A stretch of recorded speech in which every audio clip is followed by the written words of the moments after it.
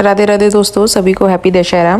आज के ब्लॉगिंग की शुरुआत मैं अपनी कुकिंग से कर रही हूँ। कुकिंग में मैंने तैयारी कर ली है आज लौकी के रायते की। सबसे पहले उसे कस लिया है, फिर उसको बाउल करने के लिए कुकर में रख दिया है। रखने के लिए मैंने उसमें थोड़ा सा पानी डाला, थोड़ा सा नमक डाला और उसको बाउल करने के बाद मैंने निकाल लिया है। रायते की तैयारी उधर मेरी चल रही थी कि मैंने गमार की फली की भी तैयारी करनी, क्योंकि उन्हें भी होना था बाउल और उसमें भी डालना था मुझे पानी डालने के बाद वो भी मैंने चढ़ा दी थी गैस पर। उसके बाद फिर मेरा रायते के लिए लौकी जो रेडी हो गई थी उसमें फिर मुझे लगाना था बस तड़का कुछ मेरा इस तरीके से भयंकर वाला लगा। तड़का लगने के बाद मेरा रायता हो गया था तैयार। देखिए, जो पुराना स्वाद था वही आज आ गया है। उसके बाद मैंने चढ़ा दिया था दूध, क्योंकि आज थे मुझे किचन में बहुत सारे काम। गमार की फली भी मेरी हो गई थी रेडी, क्योंकि मुझे बनानी थी आज गमार की फली और आलू की सब्जी। मैंने चढ़ा दिया था कढ़ाई में तेल चढ़ाने के बाद मैंने डाल दिया था हींग जीरे के बाद मैंने उसमें डाल दिए थे कुछ मसाले जो थे ज़रूरी, क्योंकि इनके बिना नहीं आता है सब्जी में कोई भी स्वाद। मसाले डालने के बाद मैंने डाल दिए थे टमाटर, जो कि मेरी गमार की फली के लिए थे ज़रूरी। उसमें फिर मैंने डाल दी थी फली के बाद मैंने डाल दिए थे बाउल आलू। उसके बाद मेरी सब्ज़ी कुछ इस तरीके से रेडी हो गई थी। मसाले में मैंने मिक्स करने की पूरी कर ली थी तैयारी और बना दी थी मैंने आलू गमार की फली की सब्ज़ी। आज दशहरे का अवसर है, इसलिए मैंने सुबह सुबह कुकिंग में लगी थी और सबसे पहला मेरा जो व्लॉग बनने की मैंने ट्राई किया वो मेरा यही बन पाया। उसके बाद मैं आज सांझी माता का भी विसर्जन होता है, जैसे कि दशहरा बनाया जाता है उसी दिन सांझी माता का विसर्जन होता है।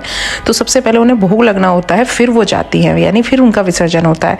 तो उनके भोग की तैयारी कर रही थी मैंने सोचा कि मैं यही सब कुछ आप लोगों के साथ शेयर कर देती हूँ।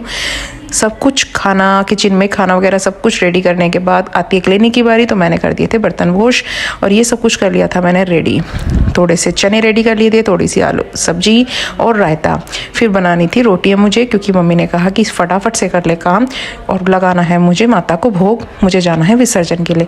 मैंने कहा कि मम्मी झटपट कर लेती हूँ, क्योंकि सारा काम तो मेरा रेडी हो ही चुका था, बस रह गया था रोटी का काम। तो मैंने झटपट से की रोटियाँ तैयार, यानी सांझी माता के लिए भोग तैयार।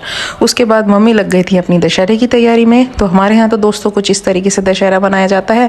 आप भी बताइएगा कि आपके यहाँ किस तरीके से दशहरा बनाया जाता है। ये करने के बाद मम्मी विसर्जन के लिए जाती हैं, पर उससे पहले मैया को भोग लगाया जाता है, मैया को प्रणाम किया जाता है, फिर हम मैया को विसर्जन करते हैं।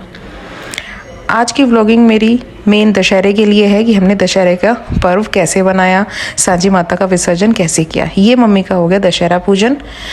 उसके बाद माता जी आती है, माता जी को लगाया जाता है भोग। सांझी माता को जो भी मैंने कुछ बनाया था वो सब मैंने निकाल दिया था, फिर सांझी माता ने लगा लिया था भोग। उसके बाद माता की विसर्जन की तैयारी। तो दोस्तों दुख तो बहुत होता है, क्योंकि मम्मी उन्हें लेकर के जा रही थी, पर क्या करें, मम्मी ने फिर उन्हें विदा किया।